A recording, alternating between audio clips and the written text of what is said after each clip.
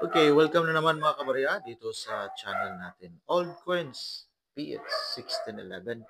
Pinipicture natin yung mga barya na hawak natin personally.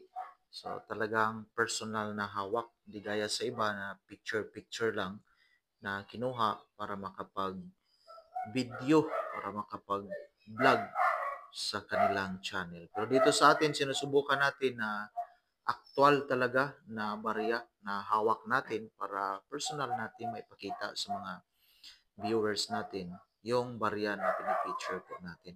Now, 20 centavos, Pilipinas, 1944. Hard to find na itong baryang ito sa ngayon.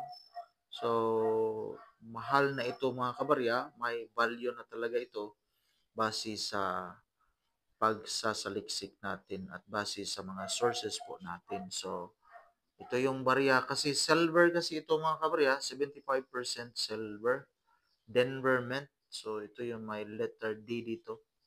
So, nakita tayo dito may letter D, Denver. Pag S mga kabarya, San Francisco Mint. So, Denver Mint mga kabarya. So, again, 20 during Commonwealth time. United States of America. Barya po ito sa atin dito sa Pilipinas pero hindi po ito gawa dito sa atin sa bansang Amerika po ito. 1944 mga kabarya. Now, titingnan natin yung mga sources natin kung magkano kaya itong bariyang ito. So, at least balik tayo sa mga sources natin. Dito tayo kay in.numista.com. So, balik muna tayo dito sa itaas. So, 20 centavos, 1944 mga kabarya. So, 20 centavos, silver yan. 75% silver, 25% copper mga kabarya. So, yung iba, tinutunaw ito mga kabarya at ginagawang ring. So, diretso tayo, 19, dito tayo kay 1944.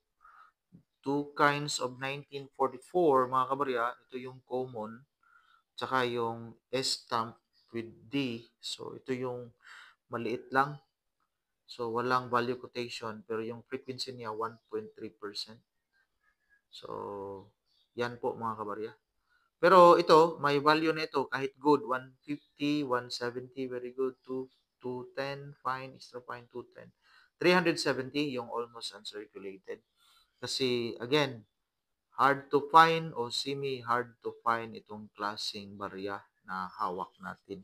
Sa iba nga, may mataas na po na mga value. Halimbawa dito, sa source natin, 3 weeks, 500 by Jumar Danda. So, nagbibinta si Jumar Danda. Sa mga nagtatanong paano maibinta yung mga barya na hawak nyo, so ganito lang mga kabarya, may halimbawa sa Carousel PH, mag-register po kayo doon, search na lang, Google, so search nyo lang how to register Carousel PH at saka pag na-register na po kayo doon, maaari na po kayong mag-post sa kanilang platform. Gaya din sa eBay or tsaga-tsaga lang mag-post sa mga Facebook groups. Pero bihira talaga kasi yung iba halos hindi seryoso mag-comment mga kabarya. 3 weeks, 20 centavo. Dito kay eBay, meron naman si eBay dito. So, 20 centavo pa rin. Mataas ito. So, nasa 125 US dollar mga kabarya. Nasa 5,000 mahigit. O, iwan ko lang. 6,000 na ito. So, ito yun. 125 US dollar. 1944, 20 centavo. Kagaya sa barya na hawak natin, ito yun. 1944, 20 centavo mga kabarya. So, hard to find na kasi itong klaseng barya. Yan na po. Maraming salamat and God bless. Enjoy your day.